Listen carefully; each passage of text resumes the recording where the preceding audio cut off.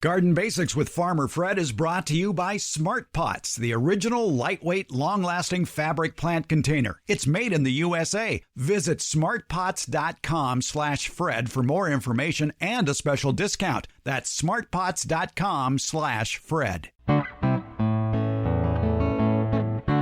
Welcome to the Garden Basics with Farmer Fred podcast. If you're just a beginning gardener or you want good gardening information, well, you've come to the right spot. Just as all gardening is local, all weeds are local as well. And we're hearing from many of you about your yard's nightmare weeds, especially ones that can be mistaken for clover. And you like it, so you let it go until it starts taking over. That's Oxalis and its close relatives, creeping wood sorrel and Bermuda buttercup, and another weed that crashes the Oxalis family parties, burr clover. Debbie Flower and I feel your pain on this one. UC Davis Arboretum and Public Garden Superintendent Emeritus Warren Roberts tells us about one of the best trees for its brilliant yellow leaves this time of year, the Ginkgo. It's our plant of the week. We're podcasting from Barking Dog Studios here in the beautiful Abutilon jungle of suburban purgatory. It's episode 153 of the Garden Basics with Farmer Fred podcast, brought to you today by Smart Pots and Dave Wilson Nursery. And we'll do it all in under 30 minutes. Let's go. A few weeks ago, we were talking about nutgrass, nutsedge, and what a hated weed that is for many of us. Well, many of you chimed in on the Get Growing with Farmer Fred Facebook page to say, nutgrass, heck, you haven't seen my patch of whatever. And a lot of votes came in for whatever, including things like star thistle and bindweed and Johnson grass and kudzu and ivy. And a lot of people don't like Oxalis. And there's even desirable Oxalis. But this particular Oxalis, you don't want. It can take a lot of punishment and come back for more. Debbie Flower is here. She has pulled her share of Oxalis. From many places. From many places. And actually, maybe pull is not the right word. Maybe it's dig out. No, I pull. Yeah. Mostly, one major thing to keep in mind when you're trying to control weeds is BIS. BISS, before it sets seed. Okay, BIS. If all you're going to do is pull, and I like pulling weeds, it's therapeutic. Mm-hmm. I can remember sitting in my front yard in Portland, Oregon, pulling wood sorrel out of my lawn just to calm myself down after some event. So if you want to get it out, if you do nothing else, get the weed out before it sets seed, especially with this wood sorrel. Wood sorrel creates this tall capsule of seeds, and when it opens, it throws its many, many, many seeds long distances. Oh, like hairy bittercress. Yes. Like hairy bittercress. You're absolutely right. So pulling it, I mean, those seeds can go 10 feet away, and so then you've got another infestation. Pulling it is helpful if you leave any part of the taproot or any part of the root or any part of the stem. You have not killed the plant, but at least you have removed the above ground portions that you got your hands on before they set seed. There are several common names for the weedy oxalises. Creeping wood sorrel, Bermuda buttercup are two of the more common names. It can be found in lawns, flower beds, gardens, nurseries, greenhouses, and basically throughout the world. Right. Cracks in the driveway, cracks in the sidewalk, the place between the asphalt and the concrete on the street. Wherever it can get its little tiny seed, it will grow. And of course, in those tight spaces, it's harder to remove. It is a perennial. The oxalises are perennial. I have ornamental oxalis in my yard. It's one of my husband's favorite plants, but it does not produce these seed pods. So it's just one clump that gets bigger and bigger and bigger, and it's only there in the spring. Actually, a little bit of it is still flowering into the fall. It is not invasive. This wood sorrel and the Bermuda buttercup, which are two different species of oxalis, are the weedy oxalis. Did you know that the Greek word for sour is oxalis? Oh, I didn't know. And it refers to the acidic nature of what you would find inside it. And they warn people who have livestock to remove any of oxalis because they can suffer from oxalate poisoning. Oh, that's swelling of the mucous membranes, and so they could suffocate. So one good reason that if you do have oxalis and you have livestock, you do want to remove that from the area. It can be a little bit difficult to identify what is oxalis and what isn't. It looks like clover. It looks like clover, Yeah. right. True clover has a round-headed flower, but the oxalis and another plant called medicago, or is in the genus medicago, also looks like a clover. So just looking at the leaves isn't going to be super helpful. Right, the leaves are three-leaf. It looks like three-leaf clover with a yellow flower. Right, that's the clue. Any of the three that we're talking about, the medicago, the Bermuda buttercup, and the wood sorrel, all have yellow flowers, and clover does not. Yeah, the medicago is burr clover is the common name for that one, and that too can be found in many parts of the world. What's interesting is it's useful as a pasture plant. Because it fixes nitrogen. Exactly. The medicago fixes nitrogen. It's in the legume family, and legumes are things that fix nitrogen in their roots. I used it in teaching. You could find it all over campus. So I would pull some up and take it into the classroom to show the nodules on the roots that are formed in nitrogen fixation. It can sometimes, though, the burr clover can sometimes be toxic to livestock, as we pointed out, and the seed pods can be a serious contaminant of wool. Yes, the seed pods on the medicago have little sharp points on them, and so they can attach to other things like the wool of a sheep. That's how weeds spread. Yes, it's a dispersal technique. Yes. That's when the medicago doesn't throw its seed pods are carried away on your pants, your shoes, your sheep, your dog, your cat. The medicago is an annual of the how many are we talking about? The three we're talking about. This one is an annual. The other two are perennials, and the ornamental oxalis are also perennials. So perennials are persistent. They have some way of living over during negative times, whether it's cold or dryness or whatever it is. And in the case of the oxalis, which is the Bermuda buttercup and the creeping wood sorrel, they have little bulbs underground. And the University of California, on their great weed site, point out the obvious that hand weeding is used extensively to reduce infestations and get it before it sets flower. Yes. Yes, very important to do that. And they recommend the hoe, the hand pull, all those things that can help it, especially when you get it young. Yes, and even if those bulbs have formed, every time you remove the top, you're forcing the plant to use the food in the bulbs to create a new plant. And so that diminishes the bulb a little bit. And then you see new growth on top, remove it again. If you do that over and over and over again, you eventually rob the bulbs of the food in them and you kill the plant. But you have to be persistent. And here's why you don't want to mow it, for two reasons. Number one, the creeping wood sorrel survives and sets seed even when mowed as close as 1/4 inch. Chances are your mower doesn't get down 1/4 inch. And after using a lawnmower where creeping wood sorrel grows, you can have seeds all underneath the lawnmower around the blade. So you need to clean the lawnmower thoroughly. And those bulbs are difficult to remove. Yes, sanitation is critical. These oxalis plants can grow from certain portions of the stem. They can grow from seed. So you want to make sure that you get any equipment you use in your landscape is washed. Typically, you should wash it after you use it, before you put it away, but it's washed so you're not transmitting it yourself from place to place. And this nasty stuff grows in lawns, too. It does, yes. Yeah. And it can be, especially if you have a stoloniferous lawn like Bermuda or Kentucky bluegrass, it can get sort of trapped under those stolons, which are surface stems, and it can be difficult to pull out. The wood sorrel grows on a stolon itself and roots from place to place, so pulling it out can be sort of like doing a puzzle. If you're going to use an herbicide on it and it's in a lawn situation, know the type of lawn you have, because it's different chemicals for different lawns. Cool season turf grasses such as bent grass, Kentucky bluegrass, fescues, ryegrass have their own table of chemicals that can help control creeping wood sorrel.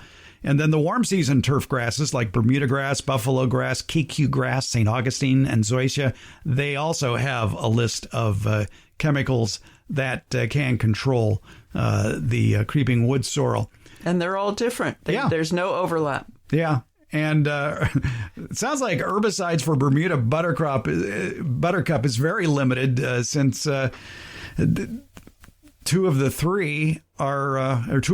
rather, are non-selective, glufosinate and glyphosate. So they would kill your lawn or whatever else this is growing in.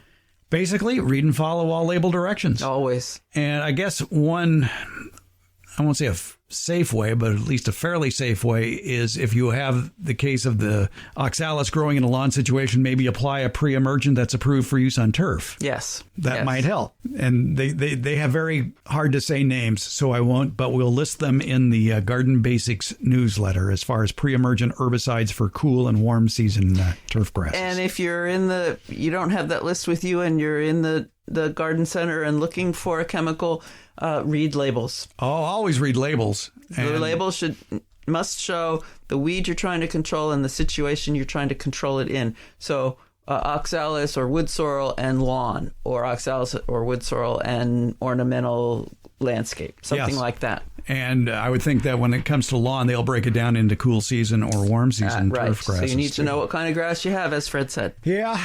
All right. It's a tough one. It is the oxalis. Common names include creeping wood sorrel, Bermuda buttercup, and then a different genus, Medicago, and that would be the burr clover. Yes, and that's an annual. That one. I don't think you would even want to approach using an herbicide. Just potentially a pre-emergent, but nothing for once you see the plant. Just pull it, get it out of there. I remember I got paid to do it. I was 8 years old, and a lady down the street wanted me to come weed her front yard, which was all rocks. Mm-hmm. And it was burr clover. Mm-hmm. And I just remember how bloody my knees were. Oh, your knees, your fingertips. Yes. I was weeding last week in my son's property, which has sections of rocks, and my fingertips are a little damaged because of it. Yeah, it seems to like rocks to grow on. Those seeds can sift right down through those rocks and get in the little crevices and germinate. Yep, no doubt about it. Oxalis can be a bad weed or a pretty plant. Mm-hmm. All right, choose carefully. Right. Pick your poison. All right, Debbie, thank you so much. My pleasure, Fred. We're glad to have Smart Pots on board supporting the Garden Basics podcast. Smart Pots, it's the original award-winning fabric planter. It's sold worldwide, and Smart Pots are proudly made 100% in the USA. Smart Pots come in a wide array of sizes and colors. If a frost or freeze is in the forecast, moving your frost tender plants that are in the Smart Pots that have handles make them easier to move closer to the house for added warmth, or you could even move them inside for the winter. Visit smartpots.com/Fred for more information about the complete line of Smart Pots lightweight, colorful fabric containers. And don't forget that /Fred part, because on that page are details of discounts when you buy Smart Pots at Amazon. If you want to see them before you buy, Smart Pots are available at independent garden centers and select Ace and True Value hardware stores nationwide. To find a store near you, visit smartpots.com/Fred. If you're thinking of growing fruit trees, or maybe you already have your own backyard full of fruit trees, well, you probably have a million questions. Like, which fruit trees will grow well where I live? What are the tastiest fruits to grow? How do I care for them? What are the most important things to know when starting a backyard orchard? Well, the good news is those answers are just a click away with the informative videos that you can find at davewilson.com. That's Dave Wilson Nursery, the nation's largest grower of fruit trees for the backyard garden. At davewilson.com, you'll also find planting tips, taste test results, fruit variety recommendations, and links to nurseries in your area that carry Dave Wilson fruit trees. Your harvest to better health begins at davewilson.com. The Garden Basics with Farmer Fred podcast has a lot of information posted at each episode. Transcripts, links to any products or books mentioned during the show. Plus, you can just listen to the portions of the show that interest you. It's been divided into easily accessible chapters. There's other helpful links for even more information, including info about the new Garden Basics newsletter. And just like the podcast, it's free. Plus, you'll find more information about how to get in touch with us. Leave an audio question without making a phone call via SpeakPipe. Go to speakpipe.com/gardenbasics. It's easy. Give it a try. You can also use your phone to call or text us the question and pictures, 916-292-8964, 916-292-8964, and you can email us, fred@farmerfred.com. And if you tell us where you're from, that's going to help us out greatly to accurately answer your garden questions. Because as I'm fond of saying, all gardening is local. In the show notes, you'll find links to all our social media outlets, including Facebook, Instagram, Twitter, and YouTube. And there's a link to the farmerfred.com website. And if you would please, if you hear something you like on the podcast, please share it with your friends and family. Thank you.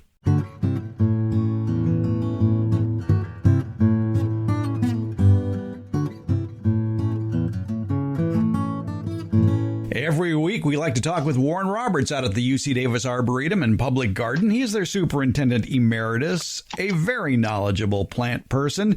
And today, the plant of the week, it's just a gorgeous tree. It's one of my favorite trees. It has one heck of a show of fall color. And it's a very interesting tree in that, well, you may think it's a deciduous tree, but Warren might disagree with you on that.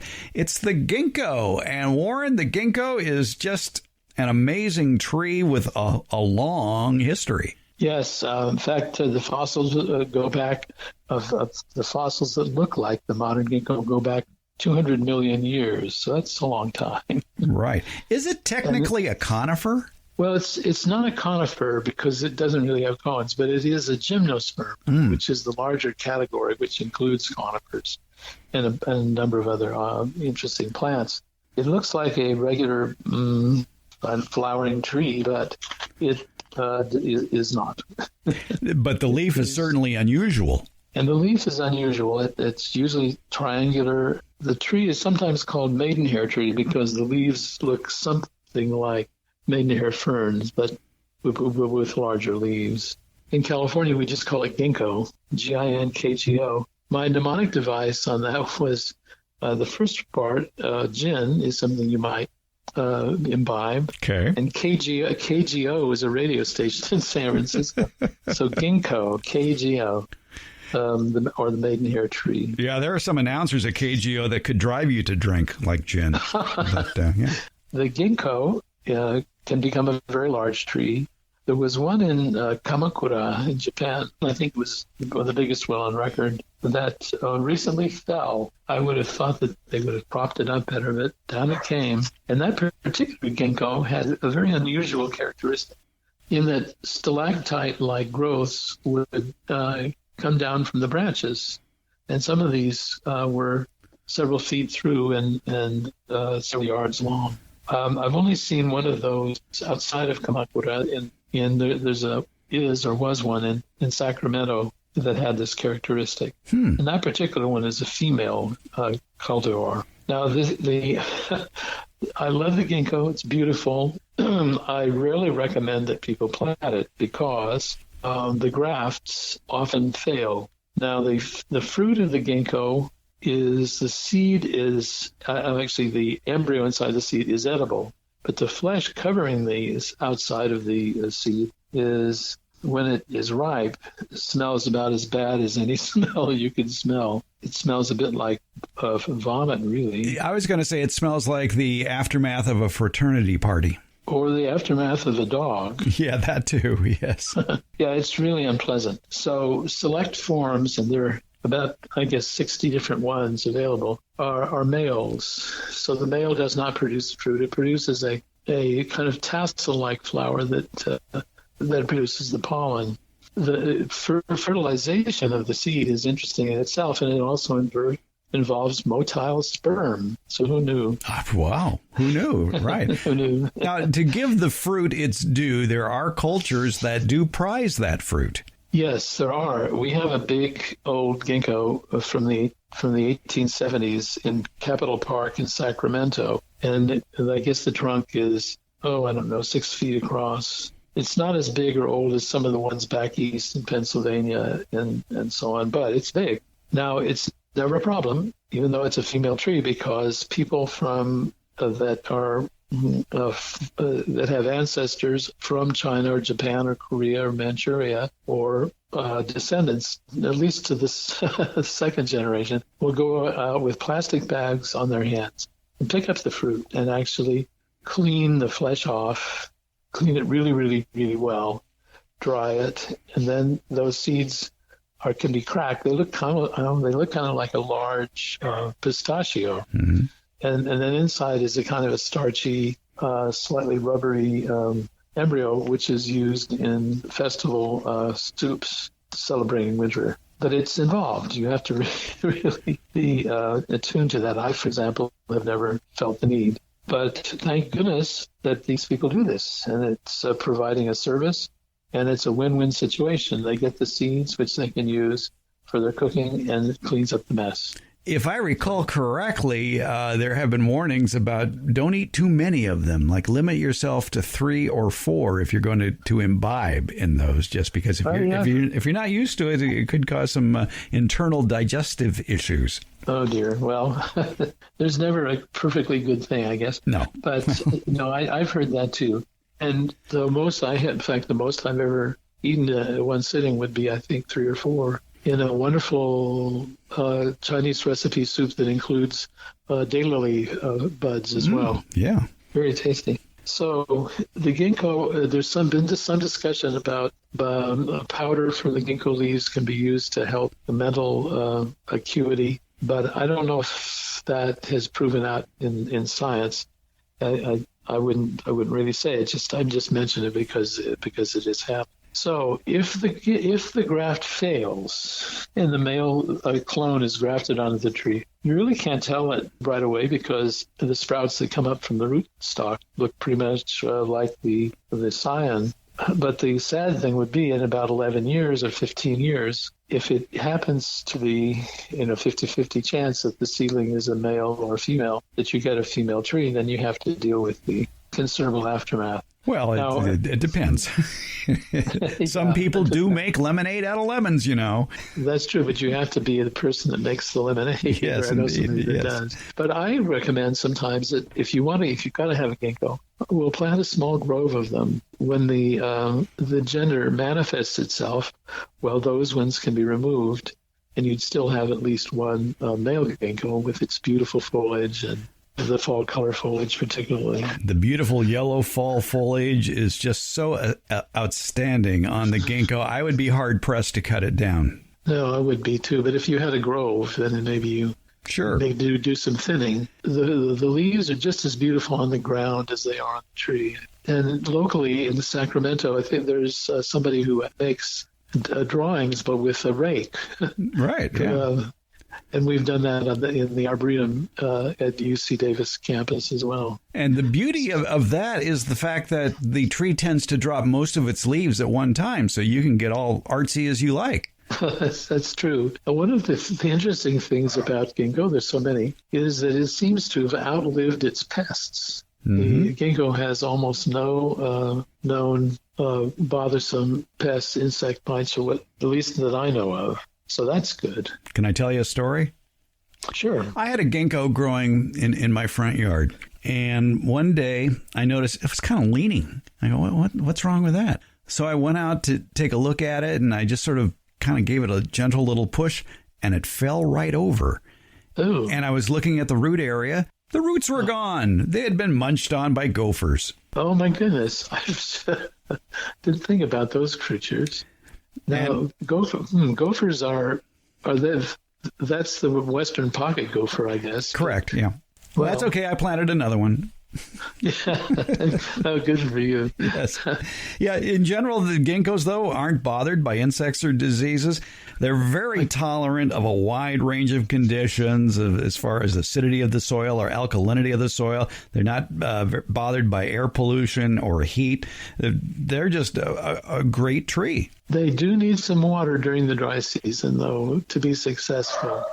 They will survive long stretches without water. But if you want the tree to be healthy and grow faster than its pretty slow growth, you need to water them at least every 2 weeks, a good soaking. That's right, but they're easy to take care of. They are easy to take care of. And there's almost, since you have so many different varieties, you can get some with upright branches, some with weeping branches, horizontal, and so on. Exactly. It's the Ginkgo, Ginkgo. I guess that would be the Ginkgo biloba we're talking about. Yes, there's just one species that has survived. And it's got its own family, too. It has its own family, its own order, all kinds of things. Yeah, so it is a deciduous tree, and it's definitely a showstopper in the fall with the bright yellow leaves. The Ginkgo, another great plant of the week from Warren Roberts, Superintendent Emeritus of the UC Davis Arboretum and Public Garden. For more information, visit their website, arboretum.ucdavis.edu. Warren, thanks again for the Ginkgo. You're welcome.